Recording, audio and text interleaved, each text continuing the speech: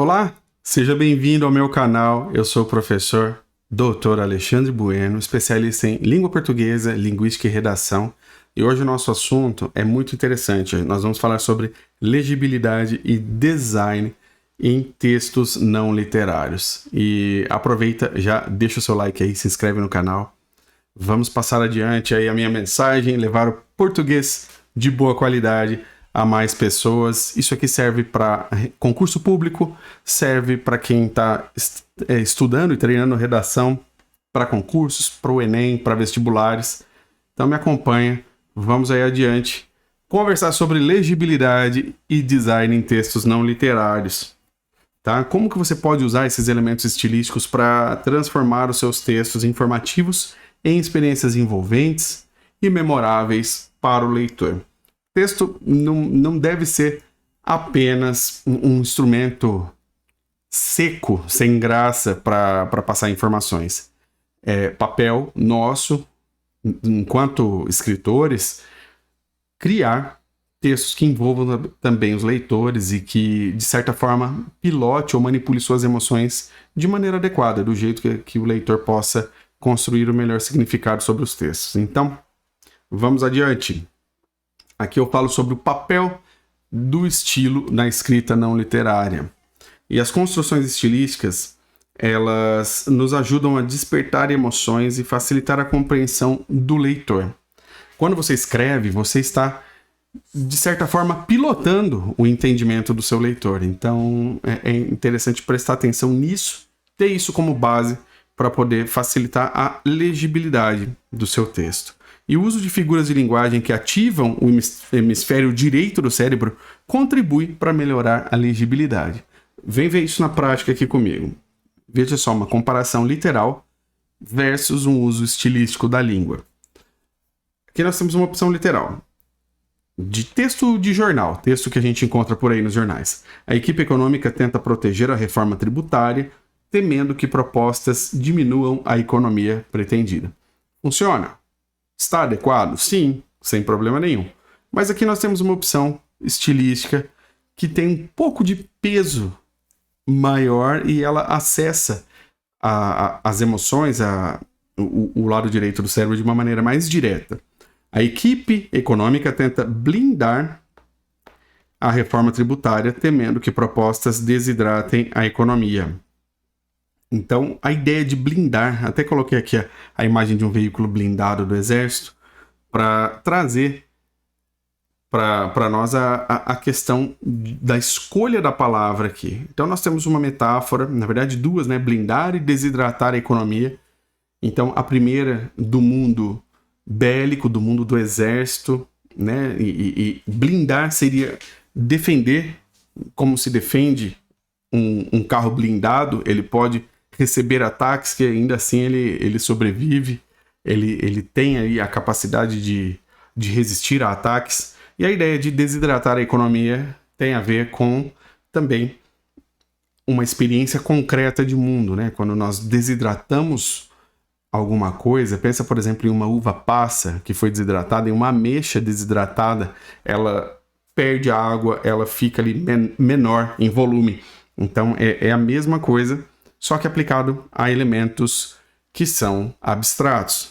Reforma tributária é algo extremamente abstrato, tem a ver com as casas legislativas do país, e a economia também é algo muito abstrato, tem vários elementos que fazem parte dos ajustes e da harmonia dos elementos econômicos de um país.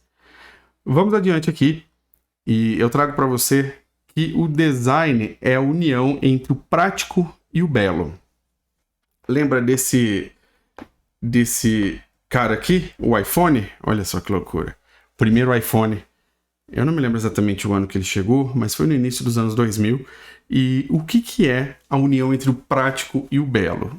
Né? O iPhone é um exemplo disso. Ele tem a união entre elementos que são funcionais, porque o que o Steve Jobs fez em termos de inovação? Ele priorizava o design, que é justamente a união entre o prático e o belo. Então ele já tinha, quando nós conhecemos o iPhone, ele tinha uma câmera, mas antes do iPhone já existia câmera. Ele tinha um calendário, mas antes do iPhone já existia calendário. ele tinha uma televisão. O YouTube já estava lá. Mas antes dele já existia televisão. Ele tinha como trocar mensagens de texto. As mensagens de texto já existiam também.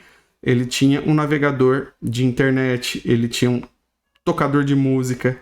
Ele tinha mensagens. Ele tinha um telefone também. Também serve para telefonar para as pessoas e conversar por áudio. Então, tudo isso já existia. A grande sacada do Steve Jobs aqui foi pensar no design que fosse capaz de colocar todos esses elementos que já existiam e já faziam sucesso separadamente na sociedade em um aparelho pequeno o suficiente para que coubesse no bolso. Então, e aí todo mundo veio atrás e fez igual, as outras empresas também. Então essa fusão de elementos úteis com estética é o que a gente tem como design. E a facilitação, no caso da linguagem, muitas vezes vem por meio de metáforas e imagens concretas. Porque qual que é a questão aqui das imagens concretas? Quando você usa uma metáfora, por exemplo, para falar sobre a proteção que os deputados e senadores vão dar a um texto legal, uma proposta de lei de como que era aqui que nós tínhamos? Uma proposta de reforma tributária.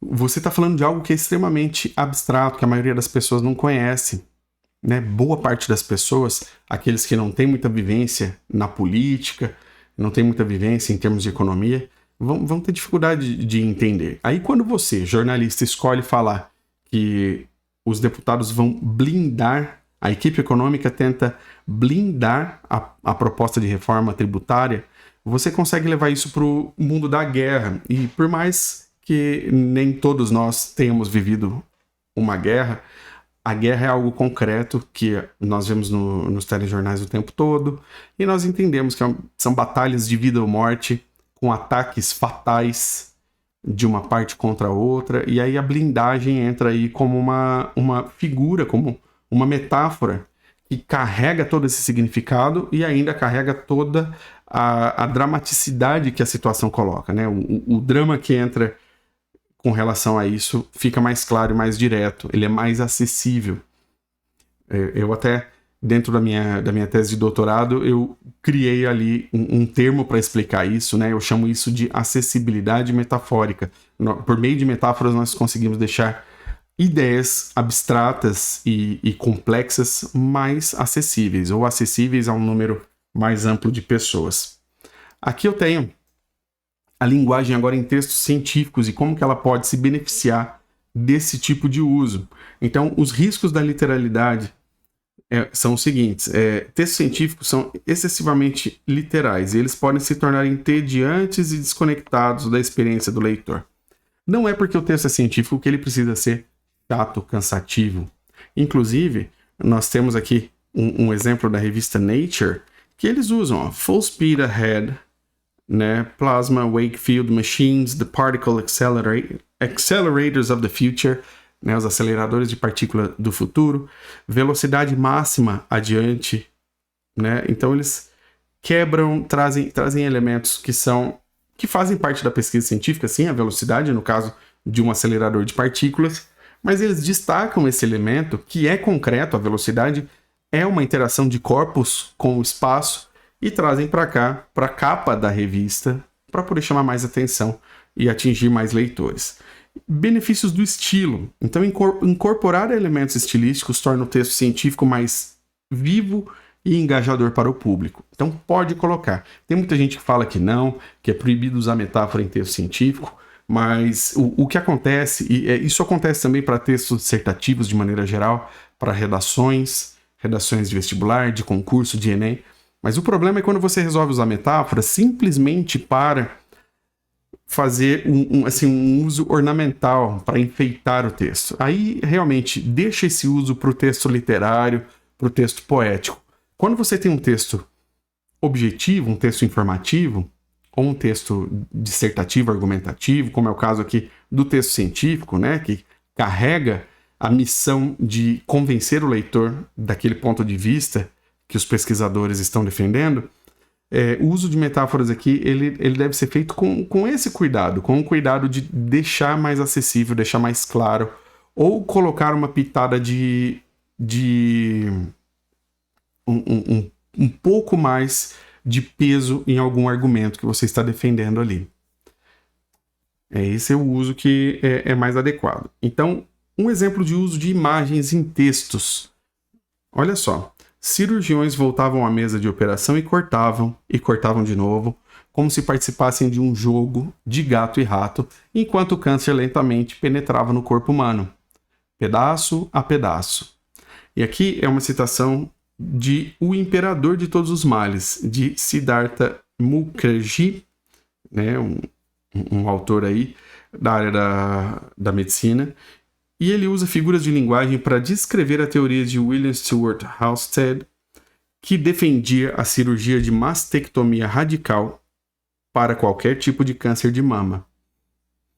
Então ele faz aí uma metáfora, ele coloca a situação em que o cirurgião está cortando e cortando cada vez mais tecido ali da paciente, né?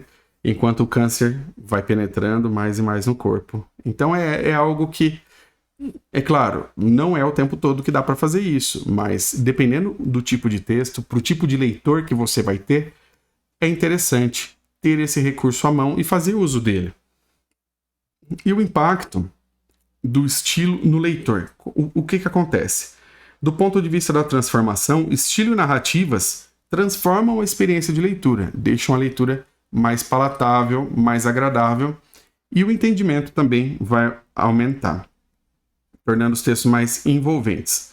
Também, o poder emotivo da linguagem conecta o leitor ao conteúdo de forma mais efetiva. Então, você promove um estreitamento, um relacionamento maior entre o seu leitor e o conteúdo que você está querendo trabalhar ali dentro do seu texto. E você também aumenta o alcance. Textos estilísticos alcançam um público mais amplo, além do círculo acadêmico. Mesmo que seja um texto acadêmico, é claro que você fala aos seus pares quando você escreve um texto acadêmico. Eu, na minha área da linguística, eu falo para outros linguistas, outros especialistas. Mas quando você consegue atingir pessoas que vão além dessas rodinhas de especialistas, todo mundo ganha. E é muito comum hoje, né? Muita gente até me pergunta, nossa, como é que você consegue fazer um doutorado, fazer uma descoberta, trazer algo inédito para o mundo? E em 2024, parece que tudo que tinha para ser inventado já foi inventado. E uma das grandes formas de inovação hoje em dia na ciência é o olhar interdisciplinar sobre os fenômenos do mundo. Então, é muito comum, por exemplo, na minha área, eu estudo a linguagem a partir da linguística cognitiva, da ciência cognitiva. Então, nós olhamos para os fenômenos da língua a partir da ciência cognitiva, da ciência do pensamento. E aí, eu trouxe, por exemplo, para a minha última pesquisa, né, que foi de maior amplitude, a do doutorado, visão, por exemplo, da neurociência, dos estudos do cérebro.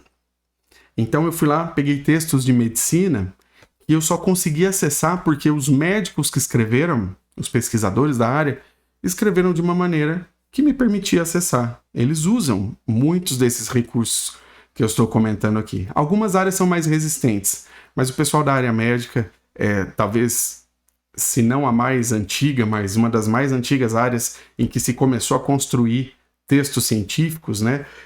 Eles são, assim, muito práticos e se determinado recurso linguístico eles percebem que é útil, que vai facilitar a vida deles, eles simplesmente implementam e não ficam questionando demais. Então eu consigo acessar esses textos da medicina sem grandes obstáculos, coisa que nem sempre acontece, por exemplo, quem vem para a própria linguística, porque algumas áreas da linguística são muito tradicionais e tem como valor escrever difícil, escrever de uma maneira inacessível para que, não sei, para talvez tentar aumentar a percepção de valor frente às outras áreas da ciência.